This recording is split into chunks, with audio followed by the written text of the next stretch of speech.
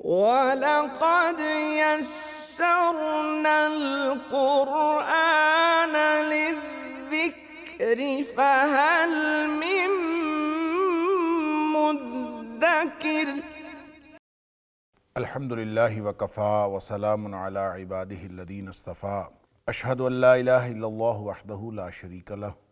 واشہد ان محمدا عبدہ ورسولہ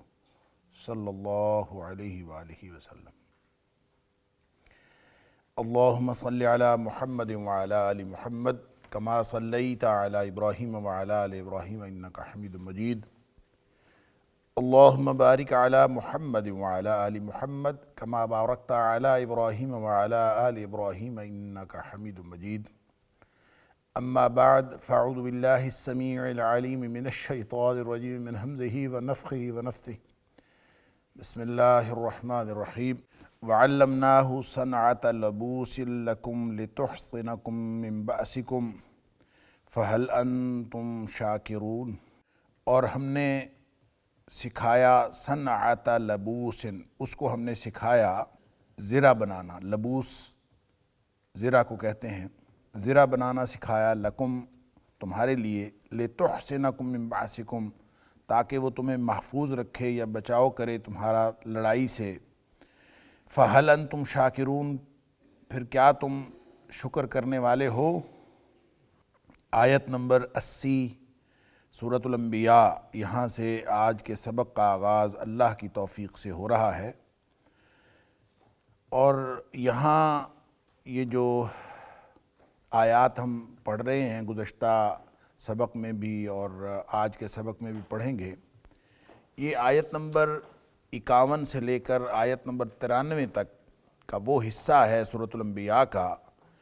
جس میں اللہ کریم نے مختلف انبیاء کا تذکرہ فرمایا ہے۔ 17 یا 18 انبیاء کا ذکر ہے۔ آیت نمبر 51 سے شروع ہوا تھا، پہلے ابراہیم علیہ السلام کا ذکر ہوا، اور پھر اب جو اس وقت ذکر چل رہا ہے وہ حضرت داؤد علیہ السلام اور حضرت سلیمان علیہ السلام دونوں کا ذکر اللہ کریم نے اکٹھا فرمایا ہے۔ اور اس سے ماقبل کی آیات میں گزشتہ درس کے دوران یہ بات ہو چکی کہ ایک فیصلہ آیا تھا حضرت داؤد علیہ السلام کے پاس۔ داؤد علیہ السلام والد تھے، سلیمان علیہ السلام ان کے بیٹے تھے، تو ان کے پاس ایک فیصلہ آیا تھا، اور جھگڑا یہ تھا کہ کسی شخص کی بکریاں کسی دوسرے شخص کی کھیتی کو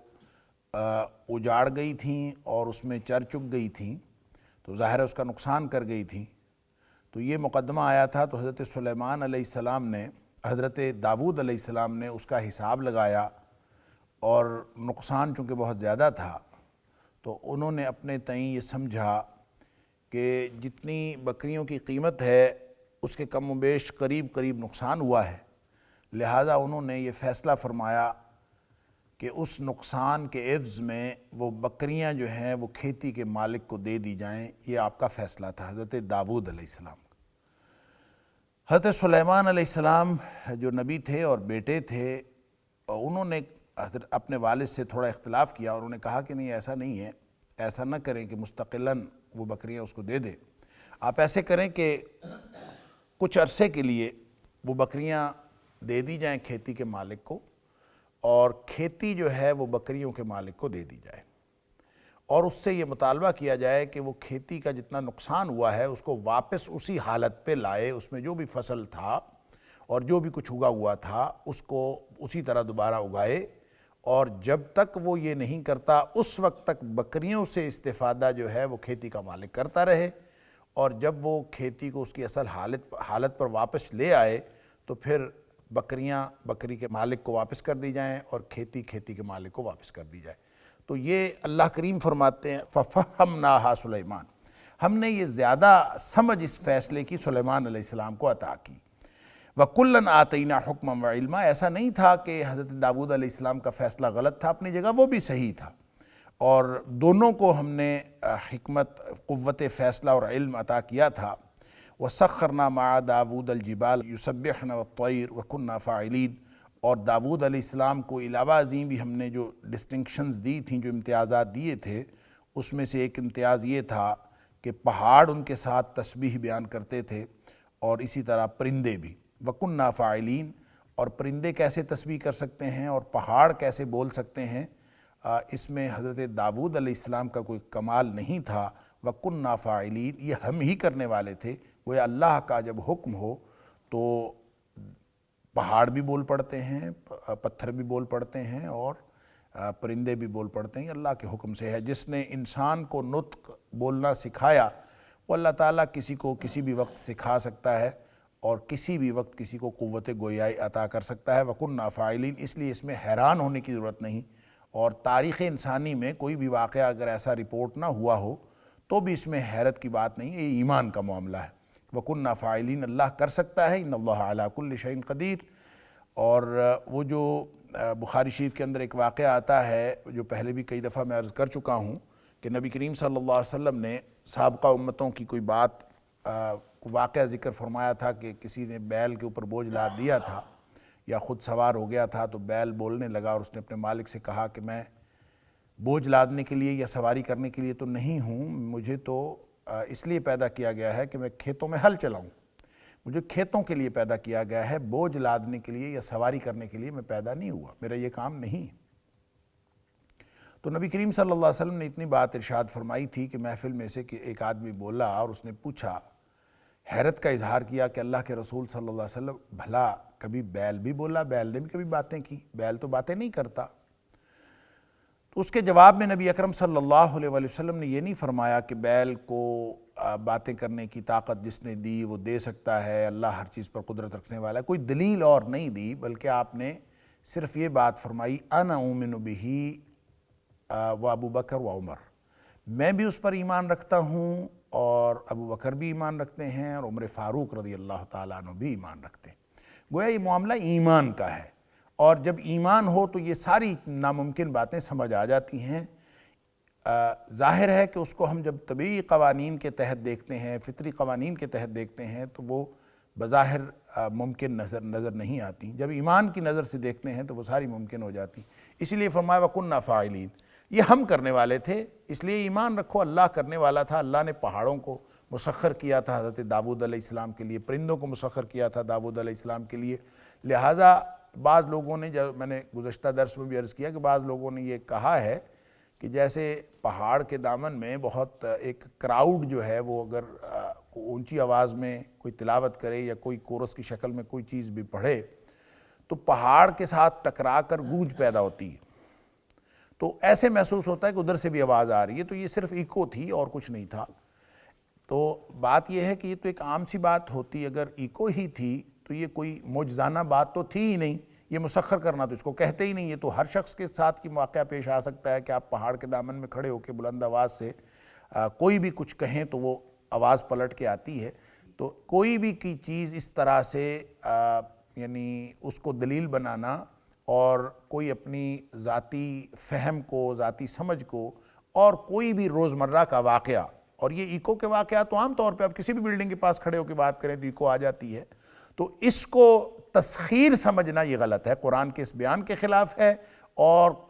حضرت داؤد علیہ السلام کی اس معجزانہ شان کے خلاف ہے جو شان اللہ کریم نے بیان فرمائی ہے، اور پھر اللہ کی قدرت جو فعالیت ہے اس کے خلاف ہے کہ اللہ فرماتا ہے وَكُنَّا فَاعِلِينَ. ہم کرنے والے تھے. تو یہ کوئی عام بات نہیں تھی، یہ کوئی خاص بات تھی جو اللہ تعالیٰ نے حضرت داؤد علیہ السلام کو عطا فرمائی تھی. اور ان خاص باتوں میں ظاہر ہے کہ تذکرہ خاص باتوں کا ہو رہا ہے، اور اس میں یہ تھی کہ پہاڑ جو ہیں سخرنا مع داؤد الجبال، ہم نے پہاڑوں کو مسخر کیا تھا. اور جیسے وہ حضرت داؤد علیہ السلام زبور پڑھتے تھے تو ساتھ پہاڑ بھی پڑھنا شروع کر دیتے، والطیر، ساتھ پرندے بھی پڑھنا شروع کرتے. وَكُنَّا فَاعِلِينَ. یہ سب کچھ ہم کرنے والے تھے. وَعَلَّمْنَاهُ صَنْعَةَ لَبُوسٍ. ہم نے اس کو سکھایا. لبوس کسی بھی قمیص کو کہا جا سکتا ہے، اور خاص طور پہ چونکہ اس کے بعد باس کا ذکر ہے، باس لڑائی کو کہتے ہیں. لِتُحْسِنَكُم مِّن بَأْسِكُم، جو تمہیں تمہاری لڑائی سے محفوظ رکھے. تو لڑائی سے محفوظ رہنے کے لیے جو قمیص پہنی جاتی ہے وہ عام قمیص نہیں ہوتی، وہ لوہے کی قمیص ہوتی. لہٰذا جس کو ہم زرہ کہتے ہیں، اس لیے لبوس کا معنی زرہ ہی کیا جاتا ہے. کوئی بھی قمیص ہو سکتا ہے، لیکن خاص طور پر یہاں پہ جس قرینے کے ساتھ ذکر ہے وہ اس سے مراد زرہ ہی ہے. تو صنعۃ لبوس، وہ لباس، وہ پہننے والا یعنی قمیص یا لباس، اس کی صنعت، اس کو بنانا، یعنی صنعت، صنع یصنع کا معنی ہوتا ہے بنانا، تو جو اسی سے صنعت ہے جس کو ہم انڈسٹری کہتے ہیں، جہاں بھی مینوفیکچرنگ ہوتی ہے وہ صنعت ہوتی ہے، تو لباس یعنی زریں بنانا سکھایا، علمناہ، ہم نے اس کو زریں بنانا سکھایا، لکم تمہارے لیے، لتحسنکم تاکہ تمہیں محفوظ رکھے، من باسکم تمہاری لڑائی کے موقع پر۔ تو لڑائی میں جو زریں تھیں، اس سے یہ مفہوم ظاہری طور پر نکلتا ہے کہ پہلی دفعہ جو زروں کا استعمال ہے وہ حضرت داؤد علیہ السلام نے کیا۔ ایسا نہیں، یہ بات درست نہیں ہے۔ علامہ ابن کثیر علیہ الرحمہ نے اور دیگر مفسرین نے بھی یہ بات لکھی ہے کہ ایسا نہیں ہے کہ تاریخ انسانی میں زرہ کا پہلی دفعہ استعمال جو ہے وہ حضرت داؤد علیہ السلام کے دور میں ہوا ہو، اس سے پہلے بھی لوگ زریں بناتے تھے اور ان زروں کو یعنی لڑائی کے موقع پر استعمال کرتے تھے۔ فرق صرف یہ ہے کہ جو زرہ حضرت داؤد علیہ السلام نے بنائی، اس کا اور اس سے پہلے بنائی جانے والی زروں میں بنیادی طور پر بناوٹ کے اعتبار سے فرق تھا کہ اس سے پہلے لوہے کی بالکل ایک شیٹ بنائی جاتی تھی، ایک چادر سی، اور وہ آگے اور پیچھے پہن لی جاتی تھی، اور یعنی جیسے لوہا ڈھال کے ایک چادر سی بنائی جاتی ہے، اس کو آپ آگے پیچھے پہن لیں تو وہ بھی زرہ ہی ہے۔ لیکن جس طرح کنڈے اور حلقے بنا کے، یہ باقاعدہ ایک یعنی اس کی چینز بنا کے اس کی قمیص بنانا جو انسان کو موومنٹ میں بھی کوئی دقت نہیں دیتی اور انسان اپنی مرضی سے موو بھی کر سکتا ہے، یہ پہلی دفعہ حضرت داؤد علیہ السلام نے کیا۔ یعنی اس سے پہلے جتنی زریں تھیں وہ کنڈوں اور حلقوں والی نہیں ہوتی تھیں، بلکہ وہ سیدھی ایک شیٹ کے تحت ایک ہوتا تھا، وہ آگے پیچھے پہن لیتے تھے اور بس۔ حضرت داؤد علیہ السلام کے لیے چونکہ اللہ کریم نے لوہا نرم کیا ہوا تھا، أَلَنَّا لَهُ الْحَدِيدِ، اللہ کریم قرآن میں سورہ سبا کے اندر فرماتے ہیں کہ ہم نے اس کے لیے لوہا نرم کر دیا تھا۔ اب ظاہر ہے کہ اس سے بھی اگر کوئی شخص یہ سمجھے کہ جس طرح سے آگ پہ گرم کر کے اور آگ پہ تپا کے لوہا نرم کر لیا جاتا ہے اور نرم کر کے پھر اس کے کنڈے اور حلقے بنا لیے جاتے ہیں، اسی طرح سے حضرت داؤد علیہ السلام بناتے تھے، تو بھی یہ عام بات ہوگی، یہ خاص بات نہیں ہوگی۔ یہ تو بالکل ایک گویا جو انسانی تاریخ کا ایک ارتقاء ہے، اس ارتقاء میں کوئی بھی بات کسی بھی وقت ممکن ہوتی ہے۔ سائنس نئی نئی ایجادات کرتی رہتی ہے، نئے نئے طریقے نکلتے رہتے ہیں، انسان نئی نئی مشینری ایجاد کرتا رہتا ہے۔ اسی طرح سے اس فطری ارتقاء کے تحت اگر لوہا تپا کر اس کی کنڈیاں اور اس کے حلقے بنا کے، زنجیریں بنا کے اس کی قمیص بنا لی جائے، تو یہ تو ایک بالکل عام سا واقعہ ہوگا جو ہم روزمرہ زندگی میں نت نئی ایجادات دیکھتے رہتے ہیں، تو یہ کوئی خاص بات نہیں ہوگی۔ وَأَلَنَّا لَهُ الْحَدِيدِ کسی خاص صفت کا اور کسی خاص معجزے کا تقاضا کرتا، اور وہ جو خاص معجزہ تھا وہ یہ تھا کہ حضرت داؤد علیہ السلام کے لیے اللہ تعالیٰ نے لوہے کو نرم کر دیا تھا، وہ بغیر اس کو تپائے، بغیر اس کو گرم کیے، وہ جس طرح موڑنا چاہتے تھے وہ موڑ لیتے تھے۔ یہ تھی اصل میں حضرت داؤد علیہ السلام کو جو خاص اللہ تعالیٰ نے معجزہ عطا فرمایا، تو اس کا ذکر ہے۔ وَعَلَّمْنَاهُ ہم نے اس کو سکھایا تھا، صَنْعَةَ لَبُوسٍ لَكُمْ لِتُحْصِنَكُمْ مِنْ بَأْسِكُمْ تاکہ وہ تمہارے لیے وہ زریں بنائے جو تمہیں لڑائی سے بچائے، اور اس کی یعنی اسی کی انٹرپریٹیشن ہے وَأَلَنَّا لَهُ الْحَدِيدِ کہ ہم نے اس کے لیے لوہا نرم کر دیا تھا۔ گویا بڑی آسانی سے یوں لوہا جو ہے وہ جیسے مرضی موڑتے توڑتے جاتے تھے اور لوہا اسی طرح سے مڑتا جاتا تھا۔ یہ تھا معجزہ حضرت داؤد علیہ السلام کا۔ لہٰذا پہلی دفعہ انہوں نے کنڈوں اور حلقوں والی یہ ساری بنائی ہیں جو زرہ آج تک جو ہے وہ کسی نہ کسی طور کام دیتی رہی۔ اب آ کے ساری لڑائی کے طور طریقے اور ہتھیار وغیرہ سب بدل گئے ہیں، لیکن ایک عرصے تک یہی سلسلہ چلتا آیا، اور اس کو اللہ کریم نے حضرت داؤد علیہ السلام کے ایک معجزے کے طور پر اور اپنی طرف سے عطا کے طور پر بیان فرمایا۔ فَهَلْ أَنْتُمْ شَاكِرُونَ کیا تم شکر کرتے ہو؟ شکر کرنے والے ہو تم؟ یعنی اتنا کچھ اللہ نے عطا فرمایا۔ یہ وہی بات ہے فَبِأَيِّ آلَاءِ رَبِّكُمَا تُكَذِّبَانِ کون کون سی نعمتوں کو تم اپنے رب کی کون کون سی نعمتوں کو جھٹلاؤ گے؟ تو اللہ کی نعمتوں، ہر نعمت، اللہ کی ہر نعمت شکر کا تقاضا کرتی۔ تو جتنی بھی نعمتیں ہیں کیا تم اس کا شکر کرتے ہو؟ ظاہر ہے کہ حضرت داؤد علیہ السلام نے جو کچھ کیا، اس کے بعد ایک انسانوں کو اللہ تعالیٰ نے اس پوٹینشل نالج سے جو اللہ تعالیٰ نے ابتدائے آفرینش عطا کر دیا تھا، وَعَلَّمَ آدَمَ الْأَسْمَاءَ كُلَّهَا، ہر چیز کا علم اللہ تعالیٰ نے انسانوں کو دے دیا تھا، انسان اس علم کو ایکسپلور کرتا رہتا ہے اور بتدریج اس میں نئی نئی ایجادات آتی جاتی ہیں، اور ہر نئی ایجاد جو انسانوں کے فائدے کے لیے ہے وہ شکر کا تقاضا کرتی ہے۔ لہذا فرمایا کہ فَهَلْ أَنْتُمْ شَاكِرُونَ، آپ چیزوں کی نوعیت کی طرف زیادہ غور نہ کریں اور اس کی نوعیت کو سمجھنے کے لیے مختلف تعویلیں کرنے کی ضرورت نہیں ہے، بلکہ ضرورت جس بات کی ہے وہ ہے شکر، کہ اللہ نے جو عطا کیا ہے اس پر شکر کرے۔ فَهَلْ أَنْتُمْ شَاكِرُونَ، یہ ایک سوال ہے، اور سوال کی صورت میں دراصل ایک حکم ہے کہ ہر نعمت پر شکر واجب ہے۔ وَلَقَدْ يَسَّرْنَا الْقُرْآنَ لِلذِّكْرِ فَهَلْ مِن مُّدَّكِرٍ وَلَقَدْ يَسَّرْنَا الْقُرْآنَ لِلذِّكْرِ فَهَلْ مِن مُّدَّكِرٍ، اور نعمتیں کتنی ہیں، وَإِن تُعُدُّوا نِعْمَةَ اللَّهِ لَا تُحْصُوهَا، اللہ کی نعمتوں کو تم گننا شروع کر دو گن نہیں سکتے۔ اللہ اکبر، تو جو بے شمار ہیں ہر ایک پر شکر واجب ہے، ہیں بے شمار، گنا نہیں جا سکتا، تو شکر کیسے کیا جا سکتا؟ کیسے ممکن ہے کہ آدمی اس کا شکر کر لے؟ اللہ اکبر، جن کا شمار کیا جانا ممکن نہیں ہے اس پر شکر ادا کرنا جو کہ واجب ہے ہر نعمت پر، وہ پھر کیسے ممکن ہے؟ تو اس کا طریقہ بھی نبی اکرم صلی اللہ علیہ وآلہ وسلم نے بتا دیا، سبحان اللہ۔ اور نبی کریم صلی اللہ علیہ وسلم نے فرمایا افضل کلمۃ الشکر الحمدللہ، بہترین کلمہ شکر جو ہے وہ الحمدللہ ہے۔ الحمدللہ کہہ دیں شکر ادا ہو جاتا ہے۔ اسی وجہ سے امام قرطبی علیہ الرحمہ لکھتے ہیں کہ اگر شکر تو واجب ہے ہر نعمت پر، اور نعمتیں گنی نہیں جا سکتی، اور کیسے شکر ادا ہو بظاہر ناممکن لگتا ہے، لیکن اگر تمام دنیا کی نعمتیں ایک لقمہ بنا دی جائیں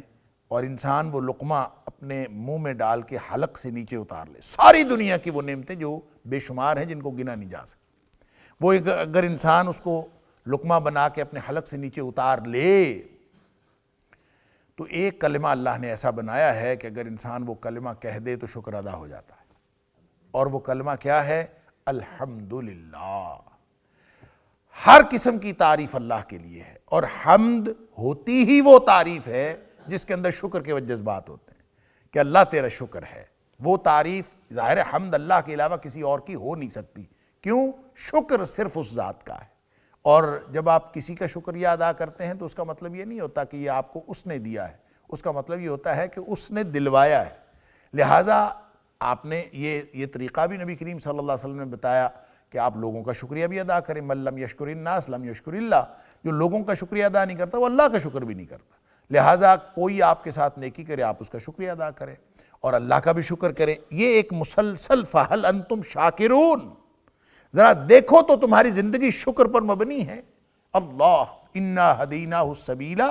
اِمَّا شَاكِرًا وَإِمَّا كَفُورًا، دونوں راستے ساتھ ہیں۔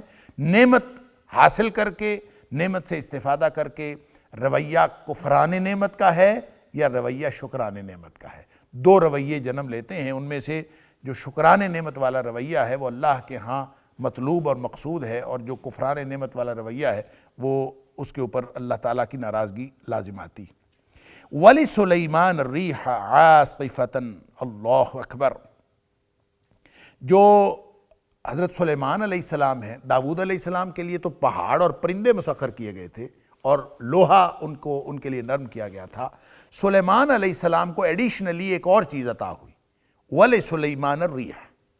ان کے لیے ہوائیں بھی مسخر کر دی گئی، اور ہوا بھی ایسی مسخر ہوئی عاصفةً، عاصفہ اس ہوا کو کہتے ہیں جو بہت تیز اور تند آندھی ہوتی ہے، اس کو عاصفہ کہتے ہیں، یعنی جو تیز ہوائیں ہیں وہ بھی مسخر ہو گئیں، اور حضرت سلیمان علیہ السلام کی مرضی سے چلتی تھیں، تجریب امرہ، ان کے حکم سے چلتی تھی، چاہے جتنی مرضی تیز آندھی ہو، حضرت سلیمان علیہ السلام اس کو حکم دیتے تھے تو وہ رک جاتی تھی، وہ چل پڑتی تھی اور اسی طرح چلتی تھی جس طرح سے چلنے کی ضرورت ہوتی تھی۔ تجری بامرہ رخان، یعنی سورہ صاد کے اندر اللہ کریم نے اسی کو اس طرح سے بیان فرمایا کہ وہ چلتی تھی حضرت سلیمان علیہ السلام کے حکم سے نرمی کے ساتھ، یعنی ایسا نہیں ہے کہ تند و تیز آندھی ہو۔ حضرت سلیمان علیہ السلام کا ایک تخت بنا ہوا تھا، اس تخت پہ بیٹھ جاتے تھے، آپ کے سارے لاؤ لشکر بھی اس پہ بیٹھ جاتے تھے، ارکان دولت بھی بیٹھ جاتے تھے، اور جتنی ضروریات زندگی تھیں وہ بھی اس کے اوپر رکھ لیتے تھے، اور پھر یہ ہوا جو ہے وہ اس کو حکم دیتے، وہ تخت کو اڑا کے لے جاتی تھی۔ اور کتنی دور لے جاتی تھی؟ کہتے ہیں کہ ایک یعنی قرآن خود ہی کہتا ہے غدوہا شہر و رواحہا شہر، کہ غدو اصل میں کہتے ہیں دن کے پہلے حصے کو، اور رواح کہتے ہیں پچھلے حصے کو، یعنی صبح سے لے کر زوال تک کا جو وقت تھا یہ غدو ہے۔ تو اس دوران وہ ایک ماہ کی مسافت طے کر لیتی تھی، یعنی وہ تخت پہ بیٹھتے تھے، ہوا اڑا کے لے جاتی تھی، اور ایک مہینے کی مسافت، اب ظاہر ہے ایک مہینے کی مسافت کتنی ہوتی ہے؟ مہینہ تو وقت کا پیمانہ ہے، فاصلے کا پیمانہ نہیں ہے، مہینہ وقت کا پیمانہ، زمان کا پیمانہ۔ اور اکثر اوقات ہم دیکھتے ہیں کہ قرب قیامت کے بارے میں جتنی بھی باتیں کی گئی ہیں اس میں مسافت جو ہے، اور یا پھر قیامت والے دن کے بارے میں بھی، اور جنت اور جہنم کے بھی جتنے تذکرے ہیں احادیث کے اندر، اس میں جو مسافتیں ہیں، 70 سال کی مسافت، 100 سال کی مسافت، 500 سال، اور اس طرح سے یہ جو مختلف جو سالوں کے حساب سے یہ یعنی زمان کا اطلاق ہوتا ہے زمینی فاصلے پر۔ تو اس کا مطلب یہ ہے کہ یہ ایک کتنا فاصلہ ہوگا، یہ اس کے اندر جو وسعت ہے اور اس کی جو یوں کہہ لیجئے کہ جو اس کی زیادتی ہے اور اس کا جو اضافہ ہے، اس کی جو کوانٹیٹی ہے، اس کو ظاہر کرنے کے لیے کہ اتنی زیادہ ہے کہ آدمی ایک مہینے میں جتنی مسافت طے کر لیتا ہے وہ کتنی ہو سکتی ہے، وہ سپیڈ کے اعتبار سے مختلف ہوگی، مختلف چیزیں۔ ایک آدمی اگر پیدل بھی چلے تو جو تیز چلنے والا ہے ایک مہینے میں بہت زیادہ چل جاتا ہے، جو آہستہ چلنے والا ہے وہ ایک مہینے میں کم چلتا ہے۔ لہٰذا ایک مہینے کی مسافت سے مراد یہ ہے کہ جو تیز ترین ذریعہ چلنے کا کبھی ہو سکتا ہے ایک مہینے میں مسافت طے کر سکتا ہے۔ حضرت سلیمان علیہ السلام کا تخت ہواؤں میں اڑتا تھا تو وہ دن کے پہلے حصے میں ایک مہینے کا سفر طے کر لیتے تھے، اور دن کا پچھلا حصہ یعنی زوال سے لے کر مغرب تک پھر ایک مہینہ، یعنی جہاں بھی جانا ہوتا تھا تو آپ اگر ایک مہینے کی مسافت تک جانا چاہیں تو وہ ایک دن میں آپ جا کے واپس بھی آ سکتے تھے۔ یہ اللہ تعالیٰ نے حضرت سلیمان علیہ السلام کو ایک خاص ایک ایڈیشنل جو قوت اور تسخیر عطا کی تھی ہواؤں کے اوپر۔ وَلِسُلَيْمَانَ الرِّيحَ، سلیمان علیہ السلام کے لیے ہوا بھی تھی مسخر کی گئی، عاصفتاً جو بہت تند اور تیز آندھی کی طرح ہوتی تھی، تجری بامرہ چلتی تھی ان کے حکم سے، الی الارض التی بارکنا فیہا، اس سرزمین کی طرف جس کے اندر ہم نے برکتیں دی تھی، یعنی جہاں بھی انہوں نے جانا ہوتا تھا مختلف جگہوں پہ وہ جانا آنا ان کا ہوتا تھا۔ وَكُنَّا بِكُلِّ شَيْءٍ عَالِمِينَ، اور ہر چیز کے بارے میں ہم جاننے والے تھے۔ نہیں ایسا نہیں ہے کہ بس ہواؤں کو حکم دے دیا، اب ہر چیز جو ہے وہ حضرت سلیمان علیہ السلام کے حکم سے چل رہی ہے اور پھر اب اللہ تعالیٰ کے علم سے یہ حصہ منقطع ہو گیا، ایسا نہیں ہے۔ اللہ کا جو علم ہے اور اللہ کا جو ارادہ ہے اسی سے وہی کائنات کی تکوین کی وجہ ہے، یعنی اللہ کا علم، یہ جو قرآن میں کہا نا انما امرہ اذا اراد شیئا ان یقول لہ کن فیکون، کہ اس کا کام، اللہ کے امور اسی طرح سے چلتے ہیں کہ جب اس نے کوئی کام کرنا ہوتا ہے تو وہ اس کو کہتا ہے کن، ہو جا، فیکون، تو وہ ہو جاتا ہے۔ یہ بھی ہمارے سمجھانے کے لیے ہے کہ اللہ کن کہتا ہے تو ہو جاتا ہے، اس لیے کہ انسان کی جو حد ادراک ہے وہ اس سے آسانی سے کے ساتھ کوئی چیز ہونے کا کوئی تصور کر ہی نہیں سکتی کہ ہم کسی چیز کو کہیں ہو جا تو وہ ہو جائے، یعنی آسان ترین جو ہو سکتا ہے وہ یہی ہے نا، آپ کسی کو کہیں ہو جا اور وہ ہو جائے۔ تو اس لیے ہمیں یہ سمجھایا گیا ہے، در حقیقت جو اللہ کی قدرت ہے، اللہ کو کن کہنے کی بھی ضرورت پیش نہیں آتی، اس کے بس علم میں ہوتا ہے اور وہ چیز ہو جاتی ہے۔ اور جہاں اللہ نے یہ فرمایا کہ وَكُنَّا بِكُلِّ شَيْءٍ عَالِمِينَ، ہمیں ہر چیز کا علم تھا اور ہم ہر چیز کے جاننے والے ہیں، تو اس کا مطلب یہ ہے کہ سب کچھ کام، ہر چیز اللہ ہی کے حکم سے ہو رہی تھی، اور پورے نظام کائنات وہ اللہ ہی کے حکم سے چلتا ہے۔ اس میں اللہ تعالیٰ جو اپنے بندوں کے ذریعے سے جو کچھ جس کا اظہار کروا رہا ہوتا ہے، اس کا مطلب یہ نہیں ہوتا کہ جو چیز ظہور پذیر ہو رہی ہے کسی کے ذریعے سے وہ اصل سبب ہے۔ اصل سبب تو اللہ کی ذات ہی ہوتی ہے۔ اور پہلے بھی پچھلی آیت میں بھی فرمایا وَكُنَّا فَاعِلِينَ، ہم کرنے والے تھے، لہٰذا اس میں حیرت کی کیا بات ہے؟ پہاڑ تسبیح کریں، پرندے تسبیح کریں، ہوائیں اڑیں اور ہوائیں تخت اڑا کے لے جائیں اور ہر چیز مسخر ہو، اس میں کوئی چیز بھی قطعاً پریشان اور کنفیوز کرنے والی نہیں، کوئی ابہام اور کوئی پیچیدگی نہیں، سب اللہ کر رہا تھا۔ وَكُنَّا بِكُلِّ شَيْءٍ عَالِمِينَ، وہاں فرمایا وَكُنَّا فَاعِلِينَ، اسی کی تشریح ہے، ہم کر رہے تھے، ہم جاننے والے تھے۔ اللہ کے علم میں جو چیز ہے وہ اللہ کی قدرت میں ہے، لہذا اللہ تعالیٰ کا ارادہ، اللہ تعالیٰ کا علم، یہ ساری صفات جڑی ہوئی۔ اللہ کو ایسا نہیں کہ پہلے اللہ تعالیٰ کے علم میں بات آتی ہے، پھر اللہ تعالیٰ ارادہ فرماتا ہے، یہ ہم، اور پھر اللہ تعالیٰ کہتا ہے کن ہو جا تو پھر ہو جاتی ہے۔ یہ جب ہم اس طرح کے سٹیپس دیکھتے ہیں تو یہ دراصل ہماری ادراک کی کجی ہے۔ انسان اپنے ذاتی امور کے اعتبار سے، مخلوق کے امور کے اعتبار سے دیکھتا ہے کہ ہمیں شاید پہلے علم ہوتا ہے، پہلے مشاہدہ ہوتا ہے، پھر علم میں آتی چیز، پھر ہم ارادہ بناتے ہیں، ارادہ بنا کے اس کی کوشش کرتے ہیں، یہ سارا کچھ ہمیں سٹیپ بائی سٹیپ کرنا پڑتا ہے۔ اللہ کا علم وہ نوعیت کے اعتبار سے بھی اور وسعت کے اعتبار سے بھی انسانوں سے ہر اعتبار سے مختلف۔ اللہ کے علم کو انسانوں کے علم سے تشبیہ ہی نہیں دی جا سکتی، اس کی نوعیت ہی مختلف۔ ہم جس طرح سے جس چیز کو ہم علم کہتے ہیں وہ واقعہ پہلے ہوتا ہے، علم بعد میں ہوتا ہے۔ ہمارا جو علم ہے اس میں واقعہ ظہور پذیر ہوتا ہے تو ہمارا علم ہو۔ اسی لیے فلاسفہ نے بہت لمبی بحث کی ہے اللہ تعالیٰ کے علم کے اوپر، اور انہوں نے کہا کہ اگر ہم اللہ تعالیٰ کو اسی طرح سے عالم مانیں کہ ہر جزئی چیز کو اور ہر جزیات کو اللہ تعالیٰ جانتا ہے جیسے ہم جانتے ہیں، تو جزیات تو لمحہ بلمحہ بدل رہی ہیں۔ جب وہ لمحہ بلمحہ بدل رہی ہیں، جیسے انسان کا علم، ظاہر ہے آج سے 50 سال پہلے انسان جو کچھ جانتا تھا اب بہت کچھ جانتا ہے۔ صبح ہم جن چیزوں کو جانا اب ہم نے اور نئی چیزوں کو جانا، تو صبح و شام ہمارا علم تو بدل رہا ہے۔ اور اگر ہم کہیں کہ اللہ بھی جزیات کو جانتا ہے تو اس کا مطلب یہ ہوگا کہ اللہ جزیات کو جاننے کی وجہ سے اپنے اللہ کے علم میں بھی تبدیلی ہو رہی ہے، نعوذ باللہ من ذالک۔ اور جیسے انسانوں کا علم تغیر پذیر ہے، اسی طرح سے اللہ کا علم بھی تغیر پذیر ہے۔ یہ دراصل یہ سوال اٹھانا، اسی لیے بعض فلاسفہ نے، حتیٰ کہ مسلم فلاسفہ نے، اللہ کے علم جزیات سے انکار کر دیا۔ وہ کہتے ہیں کہ اللہ تعالیٰ جزیات کو ڈائریکٹ جانتا ہی نہیں، اللہ تعالیٰ جزیات کو نہیں جانتا، اللہ تعالیٰ جزیات کو کلیات کے حوالے سے جانتا ہے بس، اور باقی جزیات وہ انسانوں کا معاملہ ہے۔ اللہ تعالیٰ بس کلیات کو جانتا ہے۔ مثال کے طور پر یہ جو کلیہ اور جزیہ میں فرق یہ ہے کہ مثال کے طور پر اللہ کے علم میں یہ بات ہے کہ نعوذ باللہ من ذالک ثم نعوذ باللہ من ذالک، میں ان کا نقطہ نظر کوٹ کر رہا ہوں، یہ میرا نقطہ نظر نہیں ہے کہ اللہ کے علم جزیات سے جنہوں نے انکار کیا ہے، اور وہ کہتے ہیں اللہ کلیات کے حوالے سے جانتا ہے۔ اس کو مثال کے طور پر یوں سمجھیں کہ یہ علم میں آ جانا کہ یہاں اس آڈیٹوریم کے اندر درس ہو رہا ہے، یہ کلیہ ہے ایک،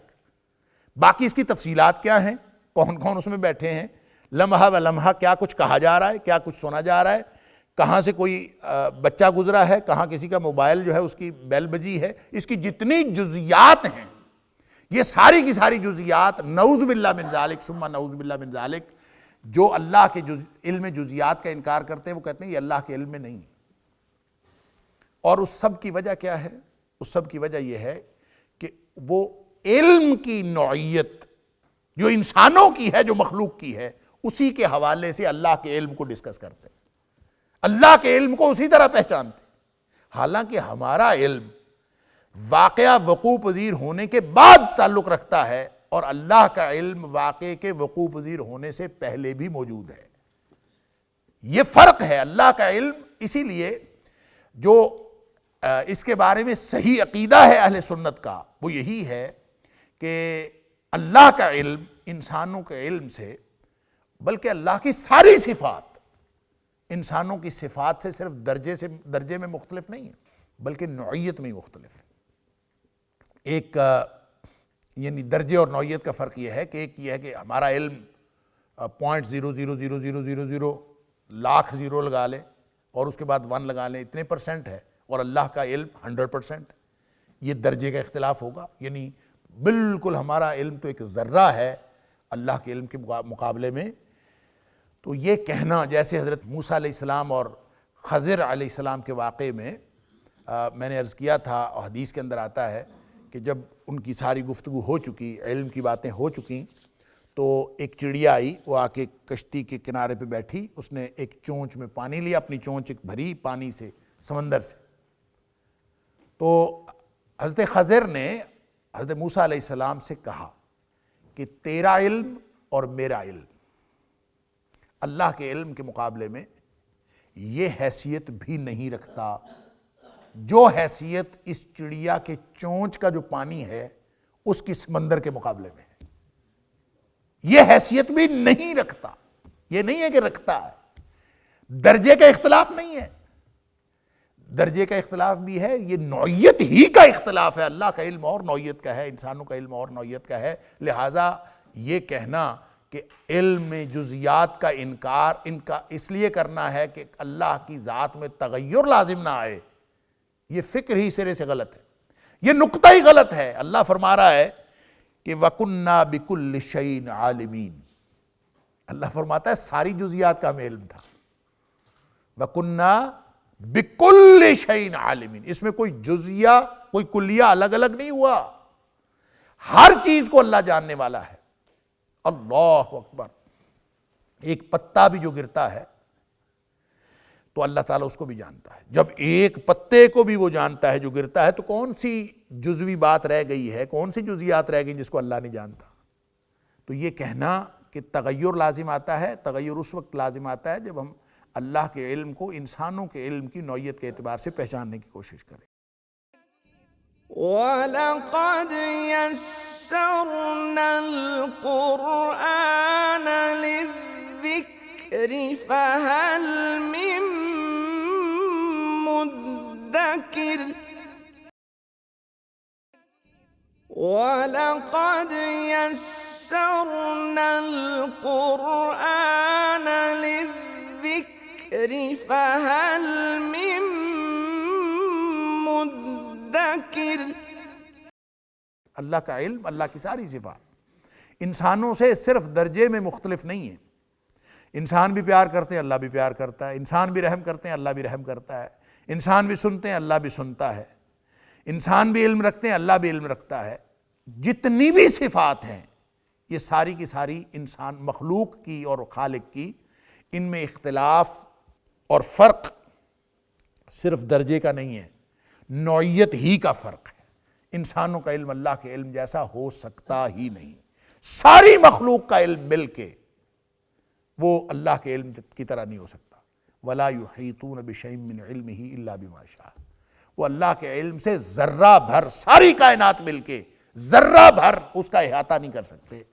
الا بما شاء۔ ہاں اللہ چاہے تو ہو سکتا، اللہ چاہے تو کچھ دے دے، وگرنہ اس کا علم وہ محیط کلی ہے اور ہر چیز کو اللہ جانتا ہے۔ لہٰذا اس طرح کی بحثیں پڑھتے ہوئے اور اس طرح کے مختلف خیالات پڑھتے ہوئے بس قرآن کو مد نظر رکھ لیا کریں، اور یہی سارے اشکالات دور کر دیتا ہے کہ وَكُنَّا بِكُلِّ شَيْءٍ عَالِمِينَ۔ سبحان اللہ۔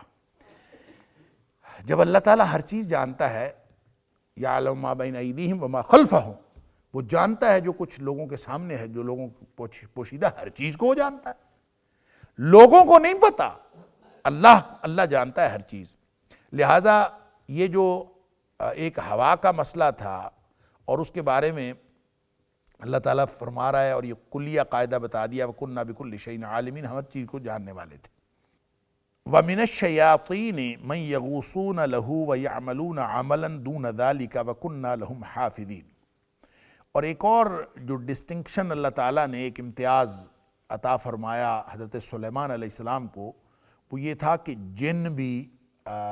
شیاطین بھی مسخر کر دیے، ہوائیں مسخر کر دی اور جن بھی مسخر کر دی۔ والد کے لیے لوہا نرم کیا اور پہاڑ مسخر کیے، پرندے مسخر کیے، اور ان کے لیے ہوائیں بھی مسخر کیں اور ساتھ شیاطین، وَمِنَ الشَّيَاطِينِ، جو بڑے بڑے سرکش قسم کے شیاطین تھے وہ، اور ان شیاطین سے مراد انسانوں کے شیاطین نہیں ہیں، جنوں کے شیاطین، کیونکہ شیطان تو من الجنۃ والناس، جنوں میں سے بھی ہو سکتا ہے، انسانوں میں سے بھی ہو سکتا ہے، لیکن یہ من الشیاطین یہ خود اللہ کریم نے سورہ سبا کے اندر اس کی وضاحت فرمائی ہے، وَمِنَ الْجِنِّ، کہ جنوں میں سے تھے، مَن يَعْمَلُ، جو کام کرتے تھے، مَن يَعْمَلُ، جو یعنی یہاں بھی یہ فرمایا کہ وَيَعْمَلُونَ عَمَلًا، اور ایک کام کرتے تھے، تو اس کا مطلب ہے کارندوں کے طور پر اللہ تعالیٰ نے بڑے بڑے شیاطین کو اور سرکش جنوں کو حضرت سلیمان علیہ السلام کے لیے مسخر کر دیا تھا۔ اس کا ذکر سورہ سبا کے اندر بھی موجود ہے، سورہ صاد کے اندر بھی موجود ہے، اور یہاں فرمایا وَمِنَ الشَّيَاطِينِ مَن يَغُوصُونَ لَهُ، جو ان کے لیے غوطہ خوری کرتے تھے، غواص تھے، یعنی ان کو حکم دیا جاتا تھا کہ سمندر میں جاؤ، غوطہ لگاؤ اور وہاں سے ہیرے جواہرات نکال کے لاؤ، اور وہ لگاتے تھے، ان کو مسخر کیا ہوا تھا، اور حضرت سلیمان علیہ السلام ان سے یہ بھی کام لیتے تھے اور مختلف قسم کے تعمیراتی کام بھی لیتے تھے، جس کا ذکر سورہ سبا میں بھی آیا کہ تعمیراتی کام ان سے کرواتے تھے، اور ظاہر ہے جتنی طاقت جن کے اندر ہوتی ہے انسان کے اندر تو نہیں ہوتی، تو ان کو کام پہ لگایا ہوتا تھا، اور اس میں پھر جب حضرت سلیمان علیہ السلام کا انتقال ہوا ہے، اور اس کا ذکر بھی وہاں پہ موجود ہے کہ حضرت سلیمان علیہ السلام جو ہیں وہ ٹیک لگا کے کھڑے ہوئے تھے اپنی عصا کے اوپر، اور جن لگے ہوئے تھے کاموں پہ، اور جنوں کو کام پہ لگایا ہوا تھا، اور وہ دھڑا دھڑ تعمیر کر رہے تھے، تو اللہ تعالیٰ نے اسی حالت میں حضرت سلیمان علیہ السلام کی روح قبض کر لی۔ اب سلیمان علیہ السلام تو اس دنیا میں نہیں رہے، لیکن یہ دیکھ رہے تھے کہ سلیمان علیہ السلام کھڑے ہیں اور یہ اسی طرح سے ڈر کے کام کر رہے تھے۔ جنوں نے یہ مشہور کر رکھا تھا کہ وہ غیب جانتے ہیں، چونکہ انسان جنوں جیسی صلاحیت نہیں رکھتا، جن جو ہیں وہ غیب بالکل نہیں جانتے۔ یہ اب بھی بہت سارے لوگ سمجھتے ہیں کہ جنوں کو شاید غیب کا علم ہوتا ہے، قطعاً علم نہیں ہوتا، اور جن جو ایک دوسرے کو معلومات دیتے ہیں، صرف اتنا فرق ہے کہ جنوں کا چونکہ ان کی عمریں زیادہ ہوتی ہیں، کئی 100 سال ان کی عمریں ہوتی ہیں، اور انسانوں کی عمریں اتنی نہیں ہوتی، لہٰذا ایک تو تاریخ کے سارے واقعات ان کو علم کے اعتبار سے انٹیکٹ ہوتے ہیں، ان کو معلوم ہوتے ہیں، اور پھر یہ آگے لوگوں کو بتاتے رہتے ہیں۔ پھر جنوں کے بھی آپس میں اسی طرح رابطے ہیں، جیسے ہم ٹیلی فون کے اوپر ایک دوسرے کو اطلاع دے دیتے ہیں، ایسے ہی جنوں کا بھی آپس میں کمیونیکیشن سسٹم کو بہت ہی مضبوط ہے، اور وہ ایک دوسرے کو اطلاع دے دیتے ہیں، اور بظاہر ہم سمجھ نہیں رہے ہوتے کہ یہ کیسے اطلاع ہو رہی ہے، لیکن جنوں کے آپس کے اندر نیٹ ورک ہے، اور وہ اطلاع دے دیتے ہیں۔ وہ بس اطلاع سے یہ سمجھ آتی ہے، ہم سمجھتے ہیں شاید وہ غیب جانتے ہیں، وہ انہوں نے اطلاع دی ہوتی ہے، غیب شیب کوئی نہیں جانتے، لیکن جنوں نے یہ بات اس وقت بھی مشہور کر رکھی تھی، اور آج بھی بہت سارے لوگوں میں یہ مشہور ہے کہ وہ غیب جانتے ہیں۔ ہمارے ایک عزیز ہیں، وہ بہت پرانی بات ہے، کئی 15-20 سال پرانی بات، شاید اس سے بھی زیادہ، تو کسی اور ملک میں، نائجیریا میں یا شاید کسی اور ملک میں کام کرتے تھے، تو وہ کہتے ہیں کہ اس وقت ٹیلی فون تو نہیں تھے،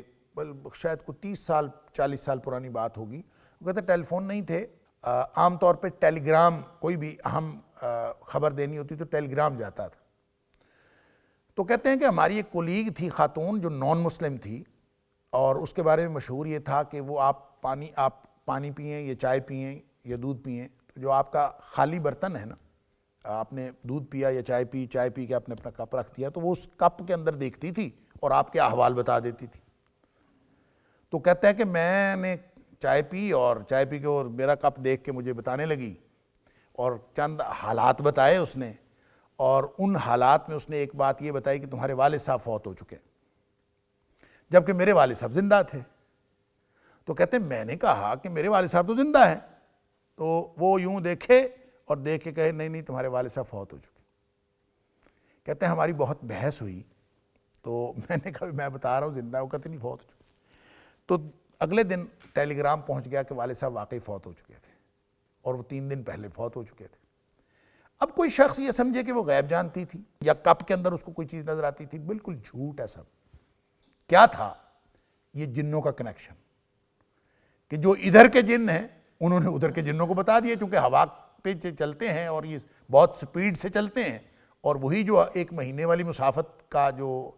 قرآن نے تصور دیا ہے تو جہاں ہوا داخل ہو جاتی ہے، جہاں ہوا پہنچ جاتی ہے، یہ بھی تو یہ ایک دوسرے کے ساتھ کنیکشن رکھتے ہیں۔ یہاں کے جنوں نے وہاں کے جنوں کو اطلاع دے دی، اور جن لوگوں کے، جن انسانوں کے رابطے ہیں شیاطین کے ساتھ رابطے ہیں، لَيُوحُونَ إِلَىٰ أَوْلِيَائِهِمْ، قرآن کہتا ہے کہ إِنَّ الشَّيَاطِينَ لَيُوحُونَ إِلَىٰ أَوْلِيَائِهِمْ، شیاطین اپنے دوستوں کی طرف یہ الہام کرتے رہتے ہیں، یہ چیزیں ایک دوسرے کو انفارمیشن دیتے رہتے ہیں۔ بس اتنی سی بات ہے، ہم سمجھتے ہیں شاید غیب جانتے ہیں، تو یہی انہوں نے اس وقت بھی حضرت سلیمان علیہ السلام کے دور میں بھی جنہوں نے یہ مشہور کر رکھا۔ تو اس وقت پھر جب حضرت سلیمان علیہ السلام فوت ہو گئے اور ایک کتنا عرصہ کھڑے رہے وہیں ویسے کہ ویسے ہی، اور پھر جا کے وہ جو عصا تھا اس کو کیڑے نے کھایا، عصا ٹوٹا، حضرت سلیمان علیہ السلام گرے، اور پھر جا کے ان کو پتہ چلا، اور پھر ان کی بڑی رسوائی ہوئی، اور انہوں نے جو انسانوں میں مشہور کر رکھا تھا کہ ہم جو ہیں وہ ہر چیز جانتے ہیں، وہ اس وقت لوگوں کو پتہ چلا۔ لیکن بہرحال اس سے ایک بات جو سمجھ آتی ہے کہ شیاطین جو تھے وہ اور بڑے بڑے سرکش جن، وہ سلیمان علیہ السلام کے لیے مسخر کیے گئے تھے۔ آج بھی بہت سارے عامل جو ہیں وہ شیاطین سے جو انسانوں کو تنگ کرتے ہیں، تو وہ ان کو جن نکالنے والے جو عاملین ہیں نا، وہ ان سے قسم اٹھواتے ہیں سلیمان علیہ السلام کی قسم اٹھاؤ، کہ سلیمان علیہ السلام کی قسم اٹھاؤ، پھر اس کا مطلب ہے اب یہ نکل جائیں گے، اب یہ دوبارہ نہیں آئیں گے۔ تو اپنے طور پہ عاملین کا خیال یہ ہے کہ چونکہ سلیمان علیہ السلام کے لیے اللہ تعالیٰ نے جن مسخر کیے تھے، اور سرکش شیاطین، اور قرآن کہتا ہے کہ مسخر کیے تھے، تو ان کی قسم اٹھوائیں گے تو یہ کنفرمیشن ہوگی کہ یہ اب دوبارہ نہیں آئیں گے، حالانکہ یہ ایک حرام کام ہے۔ کیسے؟ نبی اکرم صلی اللہ علیہ وسلم نے فرمایا کہ جس شخص نے من حلف لغیر اللہ یا من حلف بغیر اللہ، جس نے اللہ کی ذات کے علاوہ کسی اور چیز کی قسم اٹھائی، فقد اشرک او کفر، جس نے غیر اللہ کی قسم اٹھائی اس نے شرک کیا یا کفر کیا۔ اور ہم جب یا ہمارے عاملین جب سلیمان علیہ السلام کی قسم اٹھواتے ہیں تو اس کا مطلب ہے ایک حرام کام کرتے ہیں، غیر اللہ کی قسم اٹھواتے ہیں۔ جو شخص اللہ کی قسم پہ اعتبار نہیں کرتا، وہ سلیمان علیہ السلام کی قسم کو کیا سمجھتا ہے، جس کو اللہ کی قسم کا کوئی اعتبار نہیں۔ لہٰذا یہ عاملین کے اپنے کیا معاملات ہیں مجھے نہیں پتہ، لیکن یہ اس طرح کی حرکت کرنا یہ انتہائی غیر شرعی بات ہے۔ تو یہ شیاطین تھے جو من یغوسون لہو، جو اس کے لیے غواسی کا کام کرتے تھے، یعنی غوطہ خوری کا کام کرتے تھے، وَيَعْمَلُونَ عَمَلًا، اور بہت سارے کام اور بھی کرتے تھے، دون ذالک، اس کے علاوہ، یعنی بہت سارے کام جو بھی جن کو کہا جاؤ جا کے لے آؤ، جاؤ فلان جگہ، وہ جہاں حضرت سلیمان علیہ السلام نے جب ملکہ سبا کا تخت لانے کو کہا تھا تو ایک عفریت من الجن نے کہا تھا میں ابھی لے آتا ہوں جا کے، تو اس کے بعد جو ہے وہ یعنی مختلف قسم کے کام کے لیے کارندے ہر وقت غلام کے طور پر موجود ہوتے تھے۔ وَكُنَّا لَهُمْ حَافِظِينَ، اور ان کے لیے ہم حفاظت کرنے والے تھے۔ حفاظت کرنے کا کیا مطلب ہے کہ جن اور شیاطین جو ہیں یہ کبھی بھی انسانوں کے خیر خواہ نہیں ہو سکتے، یہ وحشی اور تکلیف دہ اور انسانوں کے لیے یہ کبھی بھی دوست مخلوق نہیں ہے۔ یہ یعنی سرکش جن کی جو سرکشی ہے، نظر تو وہ آتے نہیں، جن ہیں چھپے ہوئے ہیں، اور یہ انسانوں کے لیے جو تکلیف دیتے ہیں اس تکلیف کو سے اللہ ہی بچاتا ہے۔ اللہ فرماتا ہے وَكُنَّا لَهُمْ حَافِظِينَ، ہم ان کے لیے حفاظت کرنے والے تھے۔ یعنی جب سرکش جنوں کو حضرت سلیمان علیہ السلام کا ماتحت کیا ہوا تھا تو ماتحتی کے اندر بھی کوئی نہ کوئی شرارت تو وہ کر سکتے تھے، کسی بھی طرح کی شرارت کا امکان کسی بھی وقت ہو سکتا تھا، تو ان ساری شرارتوں سے ایک تحفظ حاصل تھا حضرت سلیمان علیہ السلام کو بھی، اور اس وقت کے جتنے بھی لوگ تھے سب کو یہ تحفظ حاصل تھا۔ تو گویا اللہ تعالیٰ فرماتا ہے کہ وہ ہم حفاظت کرنے والے تھے۔ وَأَيُّوبَ إِذْ نَادَى رَبَّهُ أَنِّي مَسَّنِيَ الضُّرُّ وَأَنْتَ أَرْحَمُ الرَّاحِمِينَ، ایوب علیہ السلام، یعنی پہلے دیگر نبیوں کا ذکر ہوا، اب ایوب علیہ السلام کا ذکر ہے۔ اذ نادى ربہ، جب انہوں نے اپنے رب کو پکارا، انی مسنی الضر، کہ مجھے تو تکلیف پہنچی ہے، مجھے سخت تکلیف ہے، وانت ارحم الراحمین، اور تو بڑا رحم کرنے والا ہے۔ فاستجبنا لہ، پس ہم نے دعا قبول کر لی اس کی، فکشفنا ما بہ من ضر، اور اس کی جتنی بھی تکلیف تھی ہم نے اس کو دور کر دیا، یعنی تکلیف کو ہٹا دیا۔ وآتیناہ اہلہ، اور اس کو ہم نے اہل و عیال دے دیے، ومثلہم، اتنے اور بھی دے دیے، معہم، اس کے ساتھ، رحمتا من عندنا، اپنی طرف سے رحمت کے طور پر، وذکریٰ للعابدین، اور عبادت گزار لوگوں کے لیے نصیحت کے طور پر، یہ نصیحت ہے۔ حضرت ایوب علیہ السلام جو ایک نبی تھے، اور اللہ تعالیٰ قرآن میں فرماتا ہے کہ ایوب علیہ السلام صابر نبی تھے، تو نعم العبد، وہ بڑے اچھے آدمی تھے اور صابر تھے۔ تو اس کا مطلب یہ ہے کہ ان کو تکلیف کیا تھی؟ ایک تو صحیح حدیث میں آتا ہے کہ 18 سال وہ تکلیف میں مبتلا رہے، اس کی تفصیلات البتہ کوئی نہیں ہے، سمجھ میں یہی آتی ہے قرآن کے بیان سے بھی، کہ ان کو جو یہاں بھی بیان ہوا، سورہ صاد کے اندر بھی بیان ہوا کہ حضرت ایوب علیہ السلام کو کوئی بیماری بھی لاحق تھی، اور ساتھ یہ کہ ان کو جتنی نعمتیں تھیں اللہ تعالیٰ نے ان کی چھین لی تھی، اور بعد میں پھر اللہ تعالیٰ نے ان کو نعمتیں عطا فرمائیں، اور یہ ایک آزمائش تھی حضرت ایوب علیہ السلام کے اوپر۔ اور 18 سال جو ہیں، بعض لوگوں نے کہا کہ کوڑ کی بیماری تھی، ان کے پورا جسم جو ہے وہ اس میں ان کے ہاتھوں کی انگلیاں بھی جھڑ گئی تھیں، اور اس کی تفصیلات مفسرین لکھی ہیں۔ بہرحال تو لیکن اس دوران وہ صبر کرتے رہے، اور کان صابرا ونعم العبد، اللہ تعالیٰ فرماتا ہے کہ وہ صبر کرنے والا تھا اور نعم العبد تھا۔ اس کا مطلب یہ ہوا کہ جو صبر ہے، اور یہاں فرمایا کہ اس نے پکارا، اذ نادى ربہ، انہوں نے اپنے رب کو پکارا، تو رب کو پکارنا، رب سے دعا کرنا، یہ صبر کے منافی نہیں ہے۔ واویلا کرنا، شور مچانا، ہائے وائے کرنا، یہ صبر کے منافی ہے، لیکن دعا کرنا اللہ سے، یہ صبر کے منافی نہیں۔ انسان دعائیں کرتا رہے اللہ سے، اور حضرت ایوب علیہ السلام کا صبر ہی تو مشہور ہے، وہ معروف ہی صابر کے طور پر ہے، اور وہ صابر تھے لیکن انہوں نے اللہ کو پکارا۔ گویا صبر کرنے والا اگر اللہ کو پکار رہا ہو تو یہ صبر کے منافی نہیں۔ کوئی شخص یہ نہیں کہہ سکتا کہ کوئی آدمی اللہ سے دعائیں کر رہا ہو تو اس کو کوئی کہہ رہا ہو کہ جناب یہ کیا کر رہے ہو، بے صبری کیوں کرتے ہو، صبر کرو۔ نہیں، صبر کا لازمی تقاضا یہ ہے کہ آپ اللہ سے دعائیں کریں، لوگوں کے سامنے شکوہ نہ کریں، اور اللہ کا شکوہ بھی نہ کریں، وہ اور بات ہے۔ گلہ شکوہ کرنا اور آہوزاری کرنا یہ اور بات ہے، اور اللہ کے سامنے دعا کرنا اور دست دعا دراز کرنا یہ اور بات ہے۔ اللہ سے کہا تھا انی مسنی الضر، اللہ